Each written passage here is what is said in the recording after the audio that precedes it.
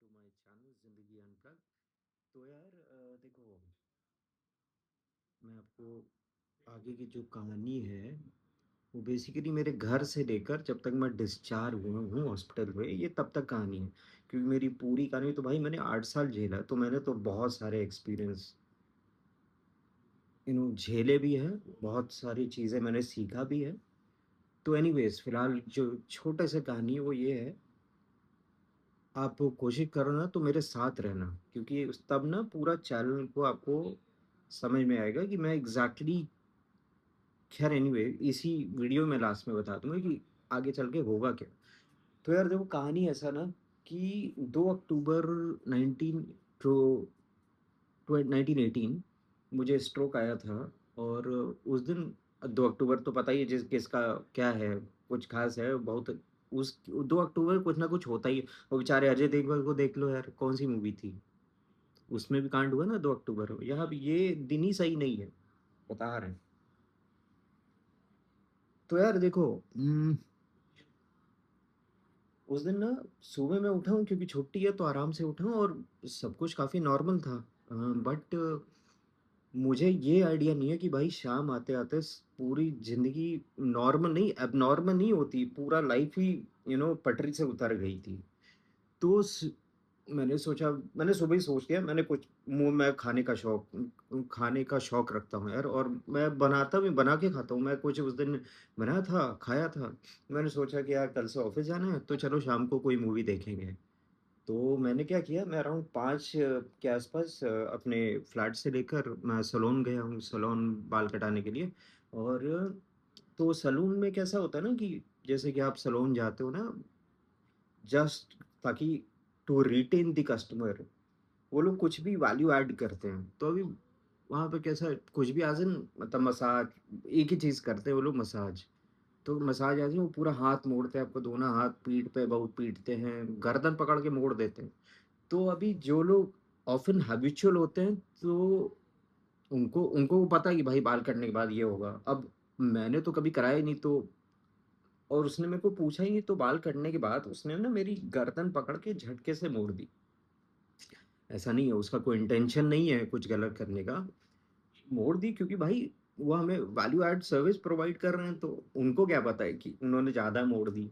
तो उन्होंने ना जब ट्विस्ट किया तो अभी जब अच्छा वो ना आप जैसे हम लोग उँगली को तोड़ते हैं ना, तो उँगली जो तोड़ते हैं तो वो एक्चुअली हमको लगता है कि हड्डियों की आवाज़, जो हड्डियों की नहीं आती, वो मसल की आवाज़ होती है।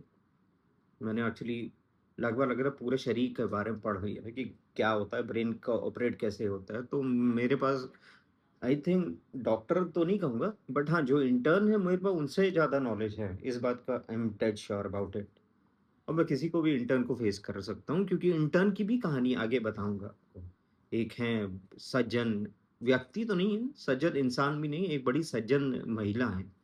द जेन ज़ी है और क्या। आज का ना ये जेनज़ी का ना एक जो वो चूतिया बंच ऑफ चूतिया, उनको जेनज़ी बोल दो बस, सीधी बात खत्म, खत्म ही कहानी। दूर से खड़े तो एक ग्रुप, भाई वहाँ मत जाना, अछूत है, मतलब जेनज़ी है, चले जाओ वहाँ से। ये जेनज़ी के सारे का इनको इनकी औकात दिखा दो। तो हुआ क्या ना, 12 के आसपास नहीं, 12 नहीं अराउंड, मैं मूवी देखा हूँ और आई थिंक 8 या 8 साढ़े 8 बज रहा था।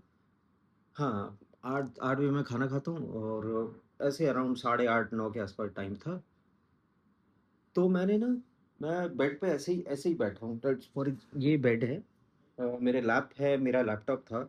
और ना ये हाथ जो है ना, I mean my right hand, वो ऐसे यहाँ पे रखा है, मतलब ना मेरे चेस्ट पे। तो अभी अब क्योंकि ब्रेन स्ट्रोक आ चुका है, इसी टाइम मेरे को ब्रेन स्ट्रोक आ गया। अच्छा, ब्रेन स्ट्रोक कैसा होता है ना, इसका ये आता है तो कोई भी सिम्पटम नहीं होता है आपकी बॉडी, सिम्पटम होते हैं लेकिन वो इतने अजीब होते हैं कि आप समझ ही नहीं पा रहे हो कि भैया कुछ दिक्कत हो रही है। तो मैंने ये हाथ अपने चेस्ट पे रखा है and all of a sudden मेरी जब आँख मेरे हाथ पे पड़ी है ना, तो अभी क्योंकि ब्रेन स्ट्रोक का बेसिकली ब्रेन स्ट्रोक का क्या होता है ना कि आपके ब्रेन में ब्लड क्लॉट की वजह से ऑक्सीजन सप्लाई रुक जाती है। तो जैसे ही वो रुकती है, just for a couple of second, आपको ब्रेन में इतना रियलाइज़ ऑक्सीजन रुक गई है, अब वो ऑक्सीजन आपका मान लो यहाँ पे ये ऑक्सीजन रुकी है लेफ्ट साइड में। ये कमाल की बात बताऊँ ब्रेन की, आपका जो ब्रेन है ना, आपका आपकी बॉडी इधर सिमेट्री में है ना, तो आपका लेफ्ट साइड का जो ब्रेन है वो आपका राइट साइड की बॉडी गवर्न कर दे एंड वाइस वर्सा। तो यहाँ पे क्लॉट बना मेरा समवॉट यहीं पे कहीं एकदम बीच हो, काफ़ी नीचे सेंटर ना, बहुत डेप्थ में बना था। तो जैसे ही ब्रेन को लगा कि ऑक्सीजन नहीं आ रही, तो ब्रेन अपना पूरा फंक्शन छोड़ देता।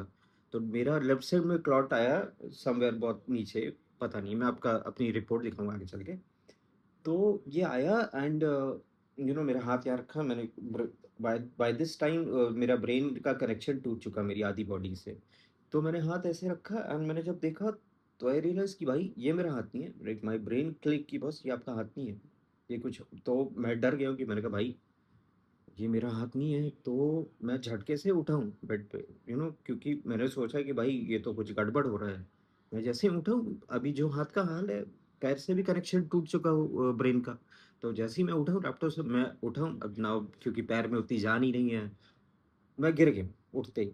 मैं गिरा हूँ, मैंने अपना कमरा को लॉक किया है समहाउ विद गॉड्स ग्रेस।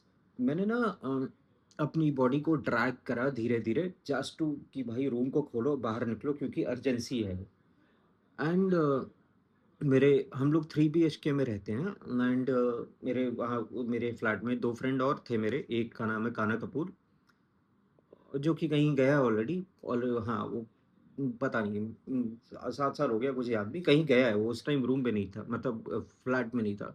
जो मेरा दूसरा फ्रेंड है व्रजेश मोती, वो था रूम में। आप ये मैं तो ये मानता हूँ कि भाई ये व्रजेश मोती दोस्त तो है ही मेरा बहुत खास।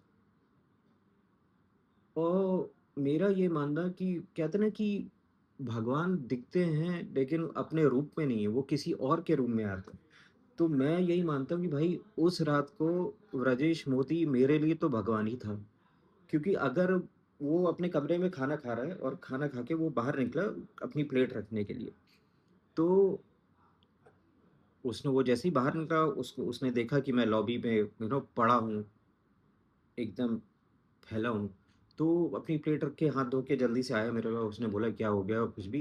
एंड ब्रेन स्ट्रोक का कैसा है, जब ब्रेन स्ट्रोक आता है ना, तो आपकी क्योंकि आपका इवन जो गला है वो भी अफेक्टेड होता है। तो क्योंकि आपकी जो वॉइस कॉर्ड होगा, जो है ना वॉइस, ये वॉइस बॉक्स में ना, इसकी एक तरह की वॉइस मसल ही पैरालाइज हो जाती, मतलब उन मसल अब बिल्कुल जान नहीं है। तो आपकी आवाज़ जो वो कुछ चेंज हो जाती है। अब मेरी आवाज़ थोड़ी-सी भारी हो गई, कई लोगों की पतली, कई लोग निकलती नहीं है, मेरी थोड़ी-सी भारी हो गई है। एंड ऑब्वियसली मेरा जो स्पीच है, पहले बहुत दिक्कत, मतलब मैं छोटे-छोटे वर्ड ही साफ नहीं बोल पाता हूँ। एंड उसके बाद तो इस कंडीशन में ब्रजेश ने आई थिंक एक मेरा और क्लोज़ फ्रेंड है, उसका नाम है नचिकेत दोसाने। मुझे अच्छे से याद नहीं है, मैं उतना ही बता रहा हूँ जितना मुझे याद था। जितना मुझे याद है कि व्रजेश ने उसको फ़ोन किया था, और क्योंकि मेरे हमारे फ्रेंड सब पास है, नच्ची तो बहुत नच्ची, मैं उसको हम तो सब लोग उसको प्यार से नच्ची बोलते हैं, नाम बहुत बड़ा है नचिकेत। तो नच्ची पास में ही रहता है, और वो आ गया है, और इन दोनों ने मुझे समहाउ जैसे भी कैसे याद आई, आई एम श्योर कंधे पे टाँग के ही लाए होंगे नीचे। तो ब्रज के बाद कार थी, तो नच्छी कार में भी मुझे इतना याद है कि नचिकेत एंड व्रजेश ये दोनों आगे बैठे हैं, व्रजेश वो ड्राइविंग, नच्छी आगे बैठा है, और पीछे वाली सीट है, मैं फैल के सो गया हूँ। द हॉस्पिटल वाज़, हम लोग, मैं नवी मुंबई में रहता हूँ and I am not too sure, but Apollo hospital मुझे एडमिट किया था।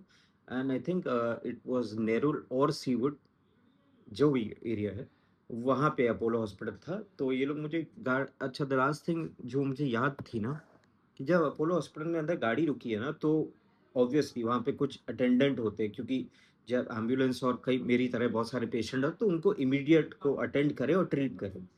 तो मुझे जितना याद है कि मैं गाड़ी में पीछे लेटा था एंड आई थिंक वो सिक्योरिटी गार्ड है या कोई डॉक्टर, डॉक्टर तो नहीं, कोई कोई हेल्पर हो गया, कोई सिस्टर, कोई द मेल सिस्टर, मतलब ब्रदर। तो उसने मेरे को पूछा वर्बली कि सब ठीक है, एंड मैंने ऐसे कहा, मेरे सब ठीक है, आई एम फाइन। उसके बाद क्या हुआ मुझे कुछ नहीं याद। हाँ, इतना याद है कि आई थिंक मात्र 1-2 घंटे के अंदर मैं आईसीयू में चला गया। और आईसीयू में इनिशियली एक कुछ थ्रोम्बो करके इंजेक्शन आता है, इट अराउंड 30,000 कॉस्ट होती है उसकी। 30,000, और हम सही बताएँ भाई, एकदम मंथ एंड और 2 अक्टूबर में सैलरी तुरंत 1 हफ्ते के बाद आती है ना सैलरी, तो भाई उस टाइम तो पैसे खत्म हो चुके हैं अकाउंट में। तो अभी खत्म हो चुके, तो हमारा एक फ्रेंड था, मेरी एक बहुत क्लोज़ फ्रेंड की का हस्बैंड, उसका नाम है रचित उपाध्याय, रचित उपाध्याय, यस। रचित द्विवेदी नहीं, नहीं, उपाध्याय, हाँ, रचित उपाध्याय। उसकी वाइफ़ तो मतलब बहुत, बहुत, बहुत ज़्यादा, हद से भाई सुपर क्यूट, मतलब बच्ची है, मैं तो उसको हमेशा बच्ची ही मानता हूँ। मैं उसको बोला भी, भाई तुम मेरी या तो बहन होगी, या तो किसी जन्म में मेरी बेटी ज़रूर हो, क्योंकि ऐसा नहीं है ना, हम किसी को, मतलब हम लोग बहुत अच्छे बॉन्ड रखे हैं सारे दोस्त आपस में, तो हम लोग अभी वैसे ऑकवर्ड फील नहीं होते कि अरे यार लड़की आ रही है अब क्या करें। तो नहीं भाई, हम लोग का एक जेन्युइन वाला पूरे ग्रुप में एक भाई बहन का रिलेशनशिप था। एंड तो उसका जो हस्बैंड ने, उसने पैसे दिया, क्यों, बिकॉज वो थोड़ा सा अमीर था भाई, वो आज भी अमीर ही है, and which is a good thing, मतलब मैं तो चाहता हूँ कि मैं उसकी तरक्की देखना चाहता हूँ, क्योंकि आई थिंक मेरी नज़र से देखो तो वही एक इंसान है जो बहुत आगे जा सकता है। उसकी रीज़न वो खुद भी है, उसका बड़ा रीज़न है उसकी वाइफ़। इसके पीछे भी एक बहुत बड़ा फैक्टर कभी बनाऊँ उस लड़की के ऊपर नहीं, लेकिन ये कॉन्सेप्ट जो मैं बोल रहा हूँ, इसके पीछे मैं एक वीडियो बनाऊँगा।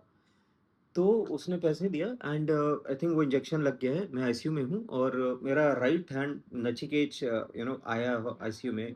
उसने कहा कि ठीक हो गए तुम, विद अ वेरी ग्लैड, बहुत ताकत है उस आवे कि तुम ठीक हो गए। He gave me high five, and can you believe it, मैंने अपने राइट हैंड से, जो इफेक्टेड था उस टाइम में, मुझे स्ट्रोक है, मैंने अपने राइट हैंड से उसको हाई फाइव दिया था।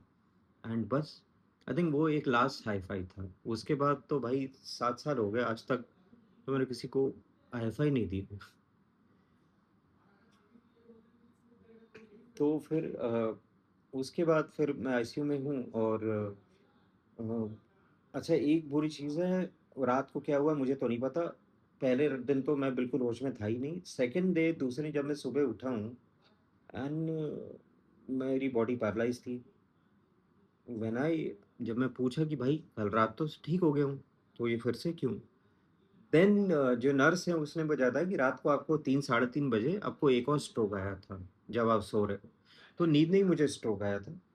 तो इसके बाद डॉक्टर ने क्या किया था कि मेरी जो बॉडी है वो एक लाइफ सपोर्ट सिस्टम पे डाल दिया। अच्छा, लाइफ सपोर्ट सिस्टम ये कोई मशीन नहीं होता, कोई इक्विपमेंट नहीं होता, ये बस आपकी जो वाइटल होते हैं बॉडी का, एक आपका शरीर चलाने के लिए जो जो चीज़ें ज़रूरी है बचाने के लिए, जैसे कि हार्ट अटैक नहीं होगा, आपका बीपी बहुत एसेंशियल है, आपके बॉडी के अंदर सारे वाइटल, आपका बीपी, आपका पल्स रेट कितना, ये सब मॉनिटर करते हैं, ये होता है लाइफ सपोर्ट सिस्टम। तो आपकी बॉडी में बहुत सारे वायर लगे होंगे, यहाँ पे एक कुछ इंजेक्ट कर रहे हैं मुझे थे, तो उन्होंने मुझे मना किया कि गर्दन को ज़्यादा मत हिलाओ। यहाँ पे पीछे एक स्क्रीन लगी होगी, जिससे कि वो डॉक्टर लोग सब लोग देखते हैं उस पे, कि पेशेंट का कैसा, उसकी बॉडी कैसी परफॉर्म कर रही है। तो वो देखते हैं, मेरे पैर के साथ एक फाइल रखी है, मैंने जानबूझ के ये डिस्क्राइब किया आपको, क्योंकि इसके बाद एक बड़ी इंटरेस्टिंग कहानी बनती है। कहानी टू बी वेरीफाई, एक लव स्टोरी बनती थी, बताऊंगा आपको। मेरी हॉस्पिटल में लव स्टोरी हो गई भाई, बताओ, सोच रखते हो आप? मतलब कन्हैया थोड़ी ना हूँ, कान्हा तो घर पे था, कान्हा तो कहीं गया था, चलो छोड़ो। तो फिर हुआ ये, फिर अच्छा, एक चीज बताना चाहता हूँ। इसके बाद क्या हुआ ना, आ, मैं हॉस्पिटल में था, एंड मेरा सर बहुत तेज दर्द हो रहा, बहुत ज़्यादा तेज दर्द हो रहा, तो डॉक्टर ने मुझे, उस टाइम में उन्होंने, डॉक्टर कोई दवा नहीं, वो अवॉइड कर रहे हैं किसी भी तरीके की दवा ना मैं स्वॉलो करूँ अंदर जाए, क्योंकि वो मेडिकल उनका अपना रीज़न होगा कुछ। तो उन्होंने मुझे आइस पैक सब कुछ दिया कि सर पे रख के शायद कुछ आराम मिल जाए, बट कुछ भी आराम नहीं मिला। तो नेक्स्ट डे जब फिर से सर दर्द हो रहा है, उस दिन मैंने फिर से नर्स को बोला कि यार सर दर्द हो रहा है अभी भी। तब उन्होंने, डॉक्टर को बोला, डॉक्टर ने कहा, आई रिमेंबर दिस वर्ड, इसके बाद मैंने इस वर्ड पे बहुत रिसर्च करी। डॉक्टर ने बोला कि डोपामिन की ड्रिप चढ़ा दो। एंड ये डोपामिन ये ऐसी चीज़ होती है ना भाई, ये एक हैप्पी हार्मोन होता है। आप जब भी खुश होते हैं ना, तो आपका ब्रेन जो है ना, वो डोपामिन रिलीज़ करता है। ऐसे करते 4 और होते हैं, कॉर्टिसोल और 1 तो और होते हैं इनके भाई-भाई। तो डोपामिन मेरे को इंजेक्ट किया। अच्छा, अभी जब भी एक चीज़ मैंने नोटिस करी है, जिसका मैंने फ़ायदा भी बहुत उठाया। उस टाइम इतना दिमाग में थोड़ी ना था कि यार, जो कर रहा हूँ हॉस्पिटल में खर्चा भी बढ़ता है।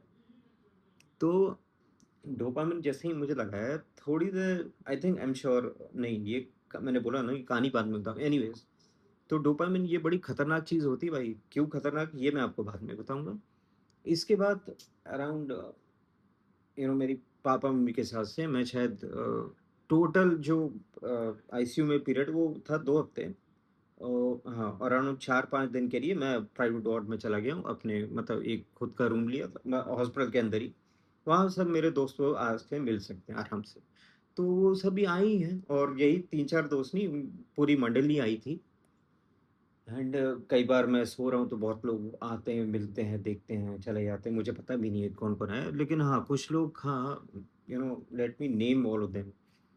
जो लड़के हैं, आई थिंक 1-2 3 फ्रेंड थी और हैं, वो सब हाँ, 3 फ्रेंड और हैं, जो कि लड़कियाँ थी। और नाम मैं नहीं लूँगा, क्योंकि मुझे लड़कों की फ़ितरत पता है, यहाँ पे बोल दूँगा। और बाद में भैया उनके पता चलो रिक्वेस्ट आ रही है इंस्टाग्राम पे। तो, तो भाई इसलिए मैं थोड़ा लड़कियों के बारे में अवॉइड करता हूँ बात करने के लिए, क्योंकि हम थोड़े संस्कारी थे। हमारा वो लॉजिक नहीं है कि लड़कियों को देखो, घूरो, स्टॉक करो और पटा लो, और फिर यू नो गंदी मेरी नज़र से देखो, गंदी घटिया मेमोरी बनाते हैं। एनीवेज, वो सबका अपना हेडेक है। तो फिर उसके बाद अराउंड 18 दिनों के बाद मैं डिस्चार्ज हो गया हूँ। एक मेरी ये जो व्रजिश है ना, इसकी जो वाइफ है, वो मेरे को, और वो बहुत बाद में आई है, तो यार कुछ दिन के अंदर हम, वो एक ना एक भाई बहन जैसा रिश्ता बन चुका। और एक लड़का, मैं कभी वैसा नहीं हूँ कि मैं हूं ना तू डर मत, मैं हूँ तेरे पीछे। मैं भैया, मैं हूँ ही नहीं किसी के पीछे। मैं बचपन से, मुझे लड़ाई झगड़े में मैं करता ही नहीं हूँ। चाहे तो आप लोग, आप व्यूअर में बहुत लोग मेरे ग्रेजुएशन के दोस्त भी होंगे, मेरे एमबीए के फ्रेंड भी हैं, तो इतना तो आपको पता लग ही गया कि मुझे गुस्सा नहीं आता है। आता था, लेकिन बहुत मुश्किल से, बहुत कम आता है, और जब आता है तो भाई वो शांत नहीं होता है। तो उसके बाद मैं आ गया हूँ लखनऊ। लखनऊ में,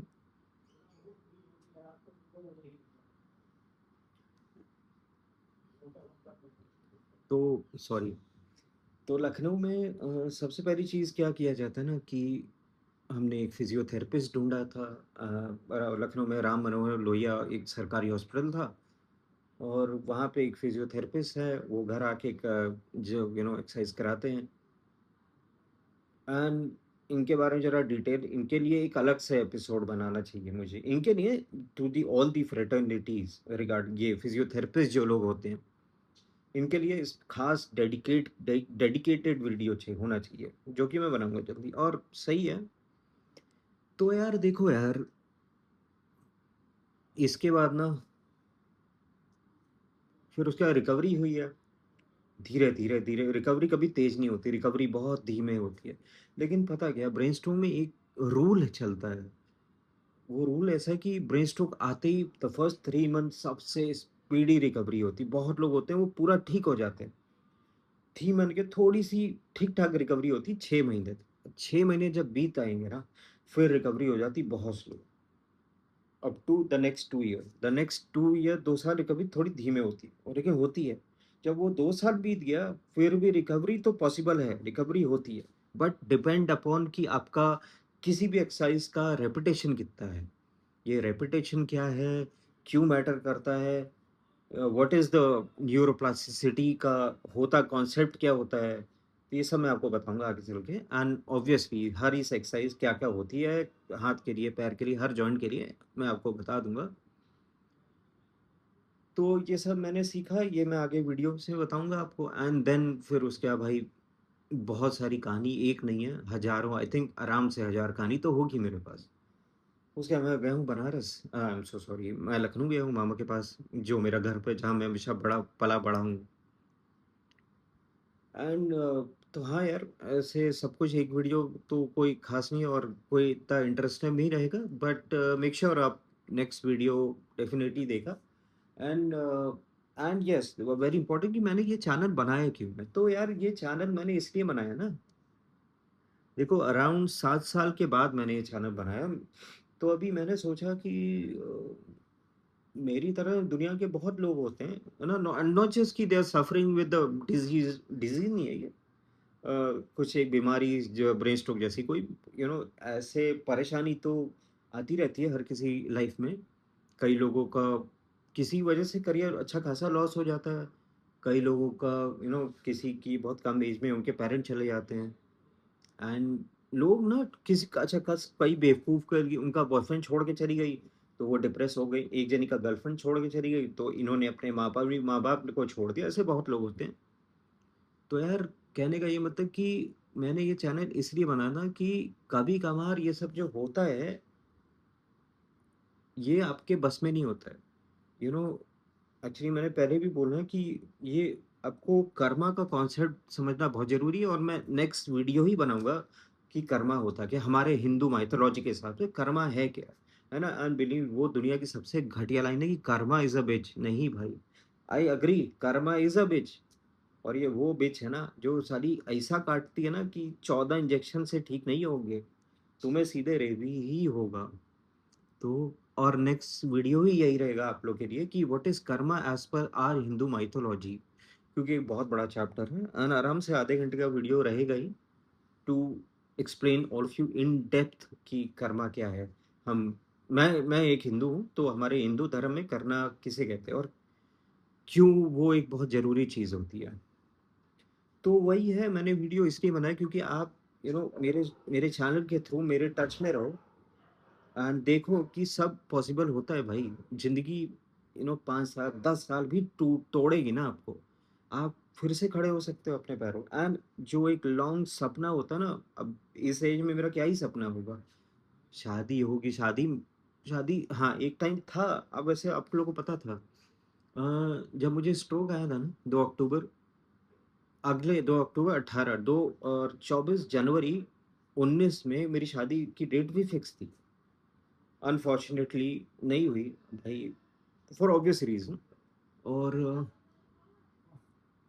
तो यही है यार। अब आप ऐसे आप कनेक्ट नहीं कर सकते हो, बट स्लोली एंड ग्रेजुअली जब आप धीरे-धीरे एक के बाद एक देखोगे ना, तो आई एम श्योर आप उसको अच्छा लगेगा आप सबको।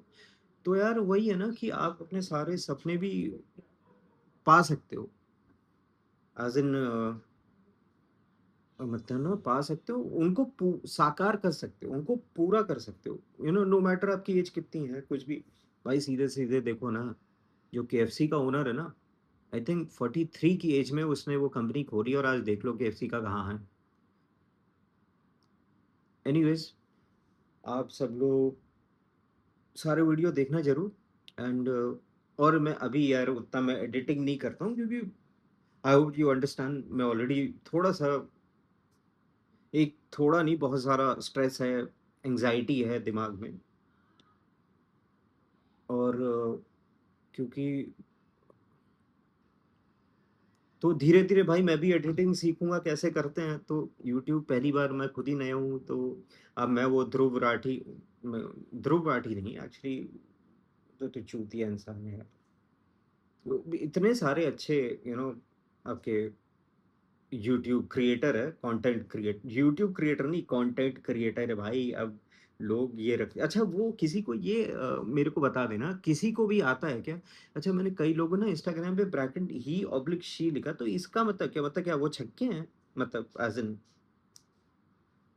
आई am so sorry to use that word. लेकिन यार ही, शी मैं समझना नहीं, क्या ही, शी मतलब क्या? अब मैं तो यही समझूँगा कि ये ही भी है, ये शी भी है। मतलब ये खड़े भी कर सकती है, ये बैठ के भी कर सकती है। नहीं, नहीं, डिलीट दिस, हम बाद में करेंगे। चलो हाँ, तो फिर आप सारे वीडियो देखना ज़रूर है। और एंड आई नो मैं आज से ही आपको पता लग जाएगा कि मैं जो फ्रीक्वेंसी है वीडियो की वो बढ़ा दूँगा। तो कि मेरे जितने भी व्यूअर हैं, आप लोग भी बोर मत हो यार। एंड आप लोग अगर आप मेरे साथ चलोगे ना, यू नो आई थिंक 1 2 साल एट द एंड ऑफ कम से कम आपको ये तो रियलाइज़ होगा कि भाई जो मैं बोला है वो सच बोला है। तो मैं जो ठानता हूँ वो मैं उसको साकार भी कर सकता हूँ, ट्रस्ट मी। अब मेरे बारे में तो आप लोगों से बहुत लोगों को काफ़ी कुछ पता होगा, स्पेशली कुछ खास दोस्त, स्पेशली एक बड़ा ही खास मित्र है हमारे, अभिषेक ढोंडियाल। इन्हें तो मेरे सारे डार्क सीक्रेट भी पता है। There are a few people, Abhishek Dhoundiyal है, संदेश सिन्हा है, अभिनव भट्टाचार्य है। नाम तो बहुत है यार, अर्पित अर्पित गर्ग है, देवांश है, ब्रजेश है, नचिकेत है, रचित है, आकाश पांडे है, और बहुत सारे लोग हैं। और आप लोग मुझे अच्छे से बारे में पता है कि मैं हूँ कौन। और बट हाँ, आई विल मेक श्योर मैं आज से ही फ्रीक्वेंसी बढ़ा दूंगा। ऑन एन एवरेज रोज एक तो वीडियो आएगा, इनफैक्ट आज तो 2 आएगा, क्योंकि आज तो हम भी थोड़े मूड में हैं। कैसा है कि हमारे यहाँ कल रुद्राभिषेक बीता था। और हाँ भाई, शिव जी के बारे में बहुत बोलेंगे, क्योंकि उन्होंने ही हमें बचाया है। पता है क्या, डॉक्टर ने तो ये तक बोल दिया कि इसकी ब्रेन सर्जरी भी होगी और बहुत मुश्किल है कि ये बचेगा नहीं। और आज की डेट में ये सीन हो गया ना कि जब मैं अपनी डिस्चार्ज समरी पेशेंट लेके जाते हैं, सो दैट आप कहीं पे भी जाओगे डॉक्टर को आराम से दिखा दो, तो वो समझ जाएगा कि आपकी दिक्कत है। तो मैं ये डिस्चार्ज समरी जब मैं किसी भी डॉक्टर के पास जाता हूँ ना, 2 स्टेटमेंट है, बड़े कॉमन है, हर डॉक्टर बोलता है। स्टेटमेंट नंबर 1, आप बचे कैसे? स्टेटमेंट नंबर 2, आप बचे भी हो तो आप ठीक कैसे हो रहे हैं? एंड माय आंसर इज, क्योंकि हम भक्ति करते हैं भोलेनाथ की। और इसलिए नहीं करते हैं कि भोलेनाथ बड़े चर्चे में है ना, क्योंकि आजकल के यूथ जो है ना, ये चरस गांजा पी पी के शिव को फेमस करते हैं, विच इज हॉरिबली रॉन्ग, जो कि बहुत गलत है। आई विल टेल यू, मैं ये मानता हूँ ये जो मेरुआ किताब आई है ना, चिलम लेके शिव जी बैठे हैं, भाई वो कभी नशा करते ही नहीं।